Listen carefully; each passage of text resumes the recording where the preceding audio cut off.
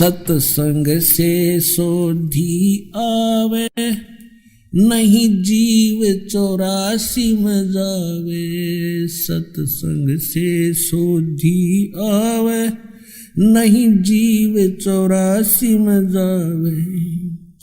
अब मेटो द्वेष और राग, हो राग या उम्र बतेरी जाली।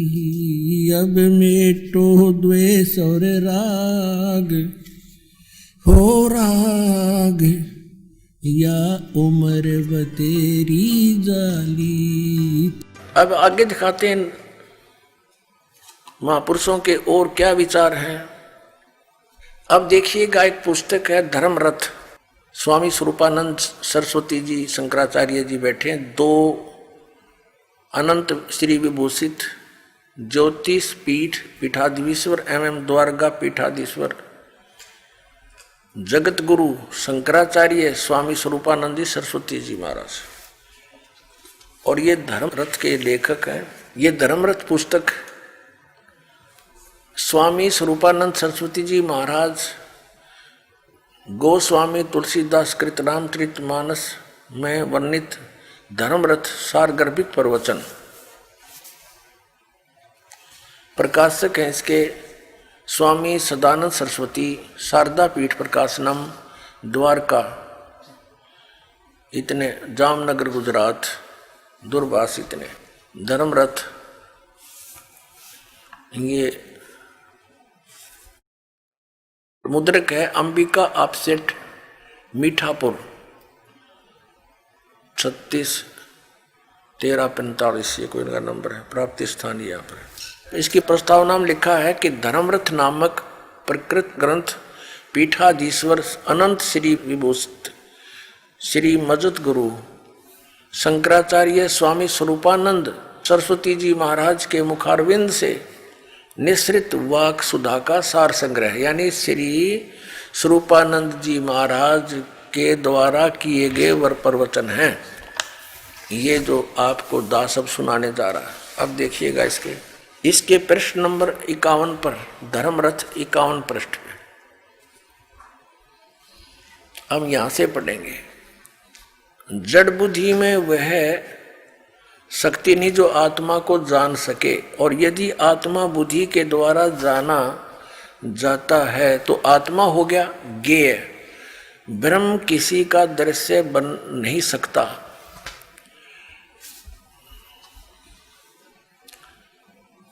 दृश्य नहीं बन सकता तो फिर बुद्धि ब्रह्म को कैसे जान सकती है?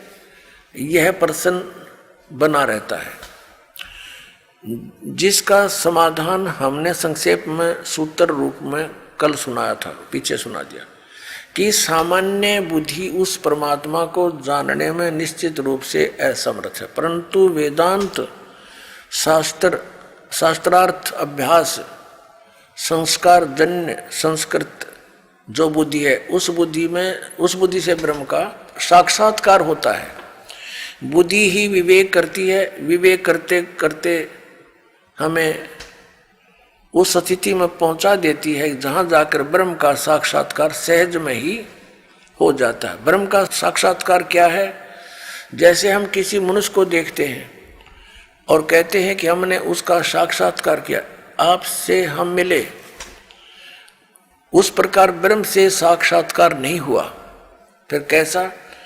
इस प्रकार ब्रह्म किसी को गोचर नहीं होता, वो दिखता नहीं, इंद्रियों और मन के द्वारा वह नहीं जाना जा सकता। तो ब्रह्म का साक्षात्कार क्या है?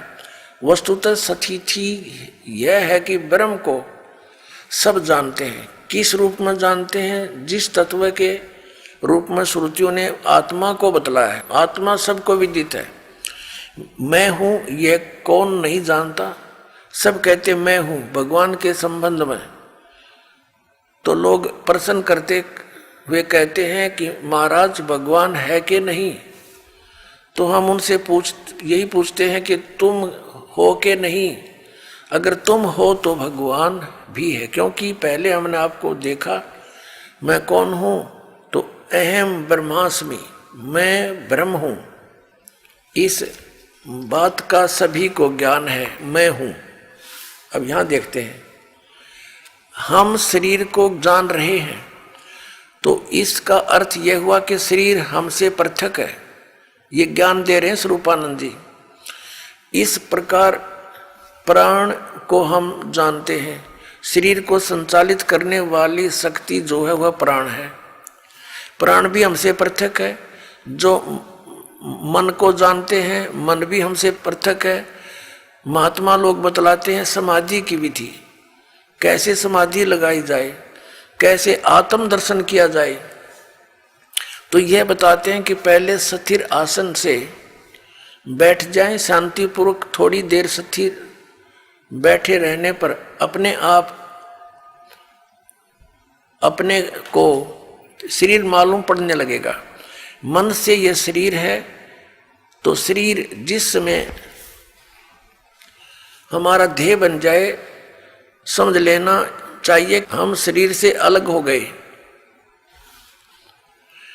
फिर मन है, ये आएगा कि इस शरीर को चलाने वाला, हाथ पैर उठाने वाला, रखने वाला मैं हूं। तो हम प्राण में चले गए, प्राण के साथ हम एक हो गए।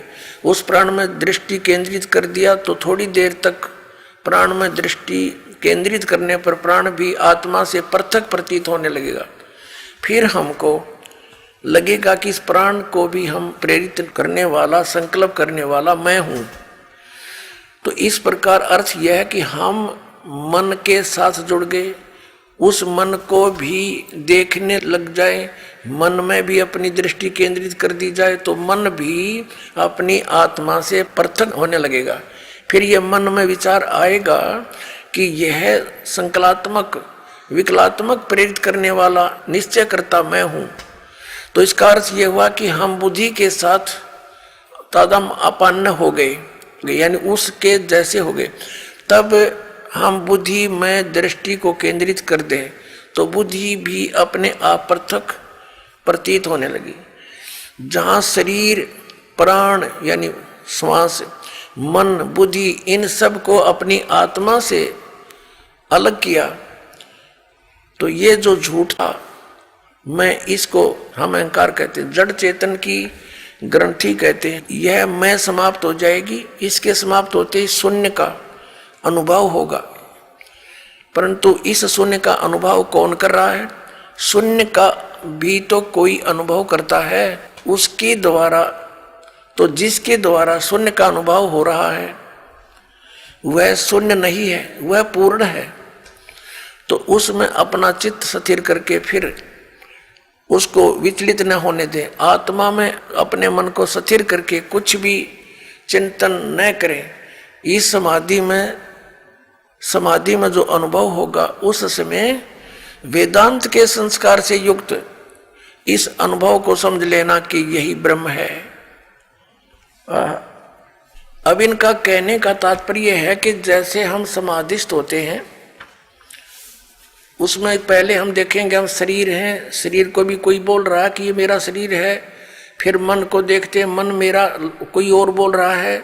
फिर श्वासों को भी, फिर हाथ पैरों को हिलाने वाला कौन है, वो कोई और है। तो कहते फिर कति शून्य हो जाओ, शून्य में आप कुछ भी ना चिंतन करो, फिर आपको महसूस होगा कि आप कौन हो, हम आत्मा है।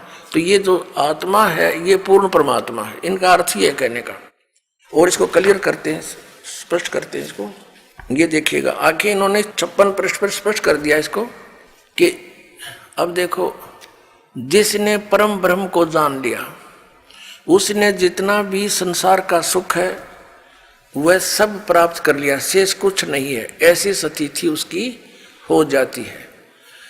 अब सत्यम ज्ञानमंतम ब्रह्म, अब यहाँ आते हैं निवृत्ति में। हम अपौर से वेद वाणी से सुनते हैं कि ब्रह्म सत्य है।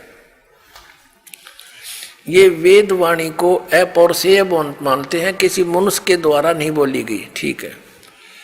उस ब्रह्म सत्य है, ज्ञान है, अनंत है, वह अंतःकरण में ही अवस्थित है। तो हमारे मन में उसके अस्तित्व के संबंध में जो संदेह है उसकी निवृत्ति उस ज्ञान से हो जाती है। 4 महावाक्य हमारे वेदों में बतलाए गए, ये वेदों के नहीं, इन्होंने बल्कि उपनिषदों से ले रखे।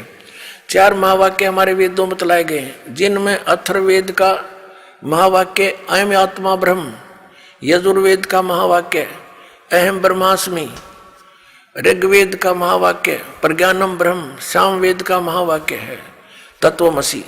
तो ये 4 महावाक्य बतलाए गए हैं। 4 महावाक्यों को लेकर अर्थ किया जाता तो चारों का अर्थ एक ही हो जाता है, तत्वमसि। तत्वमसि ये 3 पद है। जिस प्रकार 10 ये ना अपनी तरफ से बढ़ा के 10 आदमी अपने आप को ना गिने ऐसे, तो इसका अर्थ ये सीधा सा हो गया कि मैं ही ब्रह्म हूं। ये अर्थ है इसका, तत्त्वमसि, वह तू ही है।